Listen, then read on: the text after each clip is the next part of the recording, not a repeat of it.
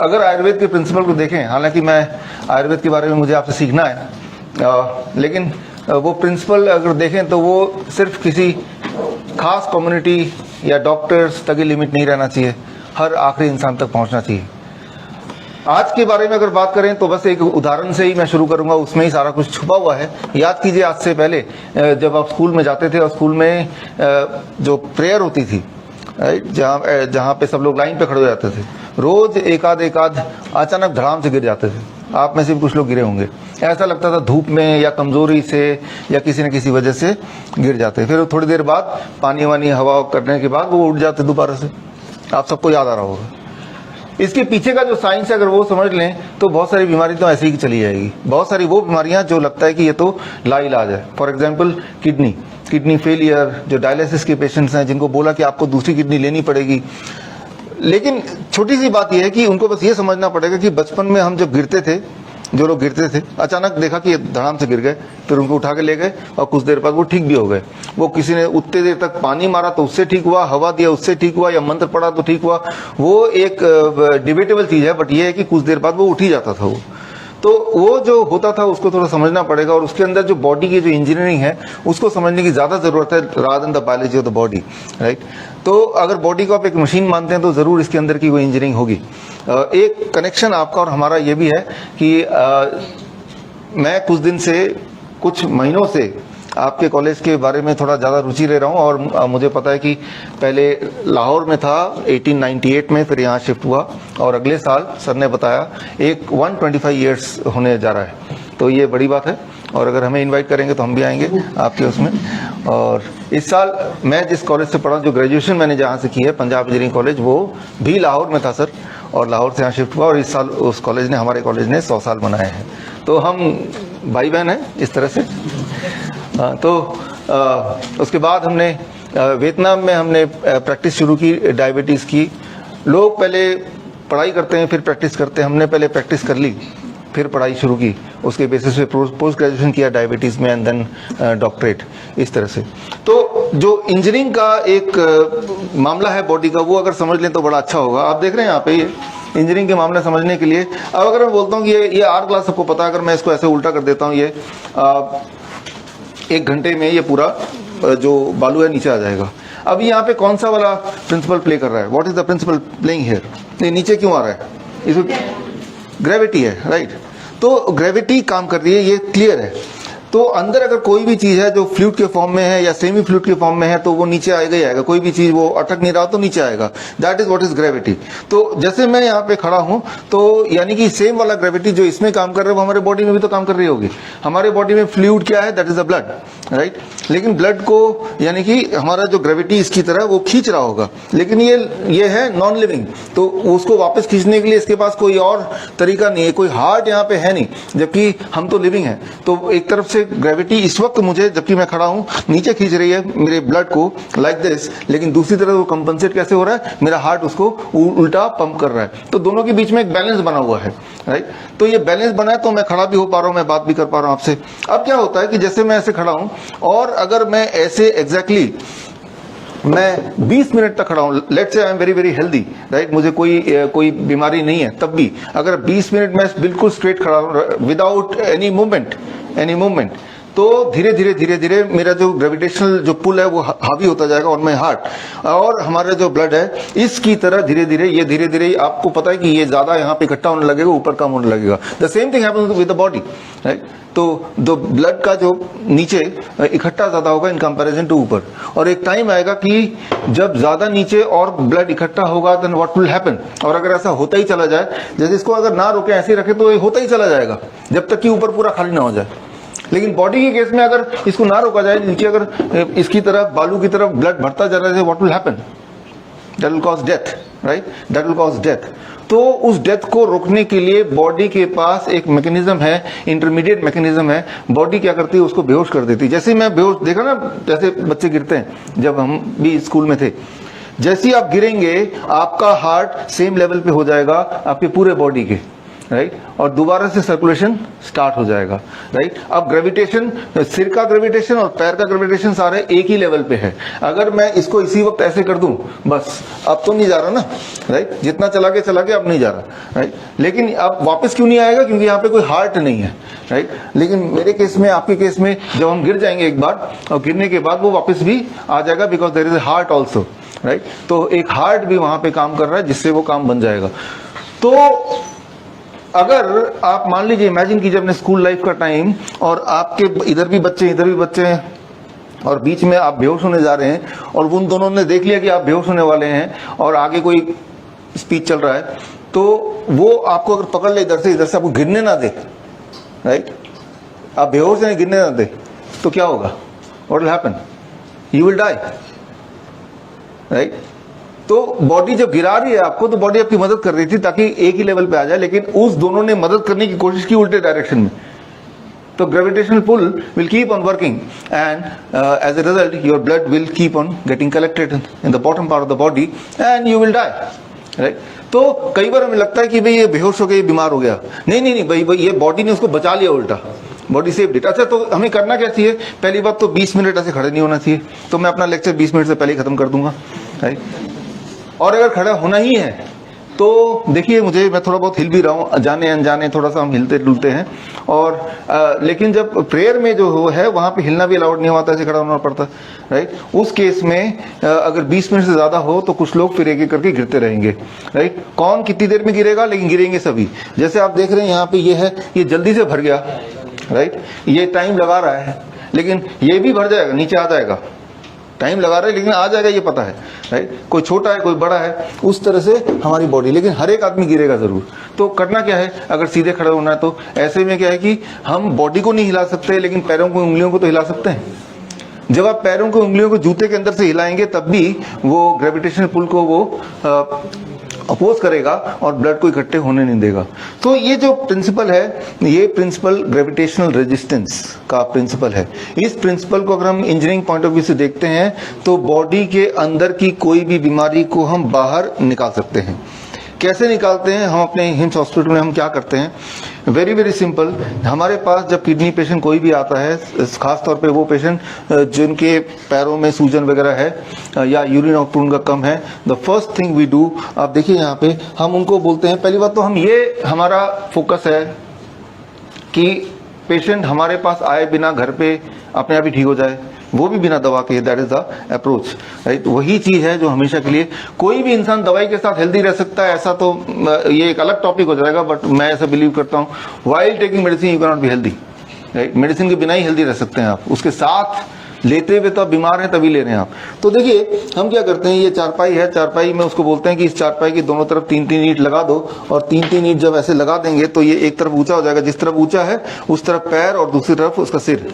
इस तरफ से जब वो पेशेंट ऐसे लेटेगा 2 घंटे, तो फिर ग्रेविटेशनल पुल अपोजिट डायरेक्शन में हो जाएगा, तो कंपनसेटरी मैकेनिज्म ऑन हो जाएगा, उसका जो किडनी के आसपास ब्लड सर्कुलेशन बढ़ जाएगा, और पहले दिन ही, पहली 2 घंटे में ही उसका यूरिन आउटपुट जो कि हम मेजर करते हैं वो बढ़ जाता है, उसका स्वेलिंग विजुअली देखते हैं वो घट जाता है, उसका वीकनेस वो घटने लगता है। तो हमने क्या किया? हमने यूज किया medicine, that is gravitational resistance as a medicine. हमने ग्रेविटी को ही दवाई के रूप में यूज किया उसको। तो ये, इसमें कितना पैसा लगा? 0 पैसा। कोई कहाँ कर सकता है? कोई कहीं भी कर सकता है। हम तो यहाँ तक बोलते हैं कि कोई अगर किडनी का पेशेंट अगर ट्रैवल करता है, ट्रैवलिंग में वो अगर बैठे रहेगा ज्यादा देर तक, तब भी गड़बड़ हो जाएगी, उसे लेटना है, और लेटना ही है तो थोड़ा सा पैरों को रेस करना, अगर पूरा बेड नहीं टिल्ट कर सकते। तो ये छोटी सी चीज अगर बता दें तो किडनी जो प्रोग्रेसिव डिजीज बताया जाता है, वो ना केवल वहां हॉल्ट हो सकता है, वो वहां से रिवर्स भी हो सकता है। रिवर्स मतलब धीरे धीरे उसका किडनी ठीक होने लगेगा, और एक टाइम आएगा जब ना तो उसकी स्वेलिंग हो रही है, ना तो उसका यूरिन आउटपुट कम हो रहा है, ना कोई वीकनेस है, इट विल गो अवे। हम तो ये देखते हैं, हम तो जानते हैं अच्छी तरह से कि हमारे बाल अगर मैं काट भी दूं थोड़े दिन में, हमेशा के लिए गंजा नहीं हो सकता, दोबारा बाल आने ही आने हैं, इनएविटेबल है। नाखून काट भी देंगे तो आएंगे ही आएंगे। ठीक उसी तरह से हमारे डेड किडनी सेल्स जो है वो दोबारा आते ही आते हैं। ऐसा बोलते हैं कि बीटा सेल मर गया दोबारा नहीं आ सकते, डायबिटीज के कॉन्टेक्स्ट में, टाइप 1 के कॉन्टेक्स्ट में। हमने देखे पेशेंट्स को 7 साल तक इंसुलिन पे रहने के बाद, टाइप 1 की बात कर रहा हूँ, now they are not on insulin, right, just by modifying the diet they are okay, right. इसका मतलब बीटा सेल बन गए होंगे ना दोबारा से। तो ये जो कॉन्सेप्ट है कि सेल से कोई मर गए, चाहे वो नेफ्रॉन्स हैं, चाहे वो बीटा सेल दोबारा नहीं आते, राइट, ये अगर इसका आधार कहीं है नहीं, इसका कोई एविडेंस नहीं है मेडिकल लिटरेचर में, लेकिन ये बोलने को तो बोल दिया। तो मैं ये बोलना चाह रहा हूं कि अगर कोई इंसान जिंदा है, सांस ले पा रहा है, तो उस कितना भी बीमार क्यों ना हो, देयर इज सम चांस कि उसको हम दोबारा रिवाइव कर सकते हैं, ठीक कर सकते हैं। इसके लिए हमारे पास जो डायलिसिस के जो पेशेंट्स आते हैं, ऐसे लोग जो 3 हफ्ते में 3 डायलिसिस, राइट, यानी कि उनके टॉक्सिन पूरे बॉडी में भर गए, उनके फ्लूइड डिपॉजिट हो गया और हालत खराब है, और ट्रांसप्लांट के लिए पेशेंट्स उनको वो कोई ना कोई अपना रिलेटिव ढूंढ रहे हैं, तो उनको जब हम ये कराते हैं, जैसे अभी बनाया, इसे कहते हैं हेड डाउन टिल्ट थेरेपी, तो it works but partially it works, तब भी उनको डायलिसिस पे जाना पड़ता है या थोड़ा कम हो जाता है डायलिसिस फ्रीक्वेंसी, इतना ही होता है। तो देन सिंपल सी ऐसा फंडा यह है कि बॉडी के अंदर जो भी कुछ है उसको बॉडी से बाहर निकालने का जो तरीका है कि ग्रेविटेशनल रेजिस्टेंस को अगर मैनिपुलेट करके हम कैसे कर सकते हैं क्या? द आंसर इज यस, ऐसा कर सकते हैं। तो इसका भी एक बड़ा रूप है what we call as hot water immersion. Hot water immersion, ये सारी चीजें आपके बुक में आपने पढ़ा भी होगा, राइट। तो लेकिन मैं जो सिंपल भाषा में, एक इंजीनियरिंग की भाषा में आपको समझाना चाहता हूँ। हमारे करीब हजारों माइक्रो हॉस्पिटल्स हैं। माइक्रो मतलब लोगों ने अपने घर के कमरे के कोने को ही हॉस्पिटल बना लिया हमेशा के लिए। तो हम तो सिर्फ इतना बोलते हैं कि ये एक बाथटब आप देख रहे हैं, इस बाथटब में आप पानी भर के और इस तरह से कि गले तक पानी हो, गले तक पानी, गेटिंग पॉइंट, और पानी का टेम्परेचर 40 डिग्री हो। जब ऐसा होता है, व्हेन इट हैपन्स, तो आप यहाँ पे देखिए बड़ा ही सिंपल है। Okay, let it like this, छोड़ this, I will do it. इस वक्त आपके और मेरे जो ये है, इस पार्ट में ये एटमॉस्फेरिक प्रेशर अगर आप देखेंगे, दैट इज 1 एटमॉस्फेरिक प्रेशर बोलते हैं। यानी कि जो स्पेस से लेके अभी तक हमारे ऊपर क्या है, हमारे ऊपर हवा है, वो सारी हवा का दबाव है हमारे ऊपर, राइट। वो दबाव को कहते हैं 1 एटमॉस्फेरिक प्रेशर। लेकिन जब आप पानी के अंदर बैठ जाते हैं, जैसे इसमें बैठे हुए हैं, तो जो इससे नीचे वाला पार्ट पानी के अंदर है, तो वो एटमॉस्फेरिक प्रेशर के दबाव के अलावा एक और दबाव कौन सा, किस चीज का होगा? वाटर का, वाटर प्रेशर, राइट। तो यानी कि ये जो प्रेशर डिफरेंस है ना, ये इसका प्रेशर अलग है, कम है, और इससे नीचे का बॉडी का प्रेशर अलग है। ये जो प्रेशर डिफरेंस है, that is about 2% different, right, दोनों का, प्लस हीट। ये आपके जैसे ही आप ऐसा करेंगे, आपका जो कार्डिक आउटपुट है दैट इज अप्रोक्सीमेटली 20% बढ़ जाएगा।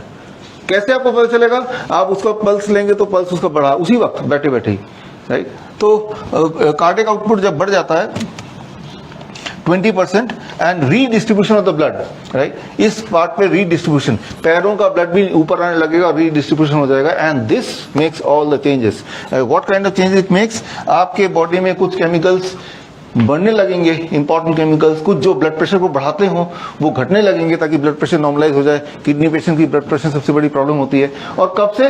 पहले दिन के पहले घंटे से ही।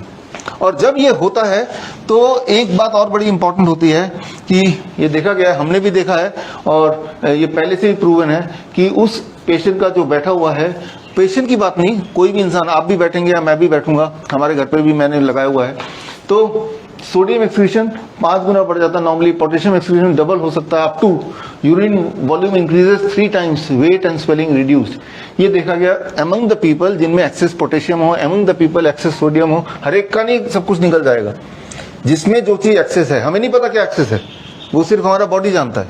लेकिन हमने बॉडी को एक ऐसा माहौल दे दिया है, राइट। आपने क्या किया? आपने गंदा कपड़ा उठाया, वॉशिंग मशीन में डाल दिया, आपको नहीं पता वहां कहाँ गंदगी लगी हुई है। वॉशिंग मशीन धो के जहां जहां गंदगी लगी उसको साफ करके आपको दे देगा। यही आपकी एक्सपेक्टेशन है वॉशिंग मशीन से। तो समझ लीजिए ये है आपका, ये जो हॉट वाटर इमर्शन है, ये ह्यूमन बॉडी का वॉशिंग मशीन है, राइट। आपके बॉडी में क्रिएटिनिन ज्यादा है, यूरिया ज्यादा है, यूरिक एसिड ज्यादा है, शुगर ज्यादा है, ग्लूकोज ज्यादा है, right. We do not know, लेकिन हमें यह पता है कि कुछ तो गड़बड़ है, क्योंकि हमें वीकनेस हो रही है, हमें स्वेलिंग हो रही है, हमें सिम्टम पता है, सिम्टम हम देख पा रहे हैं आंखों से, राइट। लेकिन कौन सी चीज कितनी होनी चाहिए, कौन सी चीज कितनी ज्यादा है, ये इंसान को मेडिकली बहुत सारे उसके आंकड़े बनाए गए हैं, लेकिन फिर भी कोई डेफिनेटली नहीं बोल सकता, राइट। हमने देखा है, आपने भी देखा होगा कि किसी पेशेंट का, किसी भी इंसान का 100/60 ब्लड प्रेशर रहता है तो उसका नॉर्मल ब्लड प्रेशर है। वो हो सकता है वो उसी में उसकी हेल्दी फीलिंग होती हो। ऐसे भी लोग हैं जिनका 160/100 रहता है and they are absolutely healthy. Gandhi ji का 200/100 रहता था हमेशा। वो कितना काम करते थे। आज अगर गांधी जी होते तो उनको तो ब्लड प्रेशर की गोली खिलाते खूब सारा, है कि नहीं, राइट। सो मैं ये बोलना चाह रहा हूं कि कितना आंकड़ों के हिसाब से कितना किसका ब्लड प्रेशर रहना चाहिए, कितना ब्लड शुगर रहना चाहिए, एक आंकड़े इंडिकेटिव तो है, बट उस पर हम उतना रिलाई नहीं कर सकते। सिम्टम पर रिलाई कर सकते हैं, what we understand through our patients. और इसके बाद अगर सिम्टम रिड्यूस होते हैं उसके, यानी कि वो ठीक हो रहा है, राइट। तो हमारे पास जब पेशेंट आते हैं, कैंसर के पेशेंट्स ऐसे या मस्कुलर डिस्ट्रॉफी के पेशेंट्स, तो उनको भी हम इसी बाथटब में बिठा देते हैं, एज्यूमिंग की बॉडी के अंदर कुछ ना कुछ उल्टा सीधा है तो उसको निकालना है, राइट। और पेन के पेशेंट आते हैं, अलग अलग जगह पेन है पूरे बॉडी में, दर्द वाले पेशेंट आते हैं, ट्यूमरस ग्रोथ की वजह से दर्द है या इन्फ्लेमेशन की वजह से दर्द है, दर्द की कोई भी वजह हो, लेकिन दर्द हमें तो ये दिख रहा है क्योंकि वो पेशेंट चिल्ला रहा है, that is the main thing, right. तो बिना उसको नुकसान किए हमें उसको आराम देना है। तो वो कैसे हम करते हैं, again we put the patient in the bathtub. हमारे पास एक इमरजेंसी हेल्पलाइन नंबर है और कोई भी पेशेंट फोन करता है, हम तो बोलते हैं कि आप ऐसा घर पे लोग जुगाड़ कर लेते हैं। और अभी ये क्या कर रहे हैं, सिंपली 40 डिग्री टेम्परेचर पे वो पानी में बैठे हुए हैं और ऐसा उनको 2 घंटे तक बैठना है। और सबसे इंटरेस्टिंग बात है कि ऐसा बैठने के लिए क्या उनको हमारे हॉस्पिटल में आना पड़ेगा तभी वो ठीक हो पाएंगे?